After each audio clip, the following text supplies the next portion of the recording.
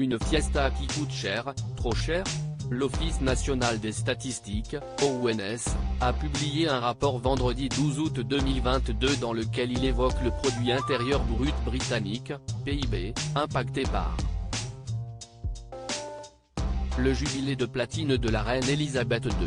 Sur le seul mois de juin, l'activité s'est contractée de 0,6%, après une progression de 0,4% en mai, chiffre révisé, à cause notamment de l'impact des célébrations du jubilé de la reine Elisabeth II, qui a donné lieu à 2 jours non travaillés, précise l'ONS.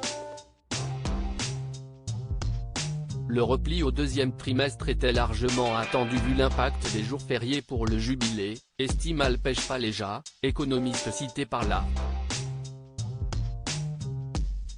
Pour rappel, les festivités ont eu lieu du 2 au 5 juin 2022 afin de célébrer les 70 ans de règne de la populaire monarque. Au programme, des parades militaires, des défilés, des spectacles. Au total, comme le souligne le journal Le Figaro, pas moins de 200 000 événements locaux ont eu lieu dans tout le Royaume-Uni lors de cette période.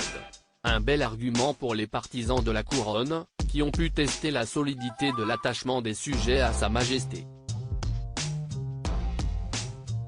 Mais cela, c'était avant de se rendre compte du coût économique, que les anti-monarchies ne se priveront sans doute pas de mettre en avant.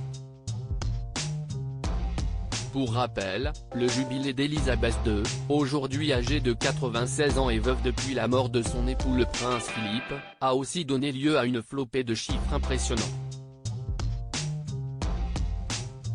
Pas moins de 90 millions de pintes de bière ont été vendues pendant cette période, 356 millions d'euros devaient être dépensés par les curieux en produits dérivés faisant tourner les caisses de l'État, 1 milliard de téléspectateurs attendus. Alors que sa santé est déclinante mais qu'elle refuse catégoriquement d'abdiquer au profit de son fils le prince Charles, la reine Elisabeth II se repose comme chaque été dans son château adoré de Balmoral. Elle s'y est installée en toute discrétion le 9 août, sans rencontrer la presse ou les photographes.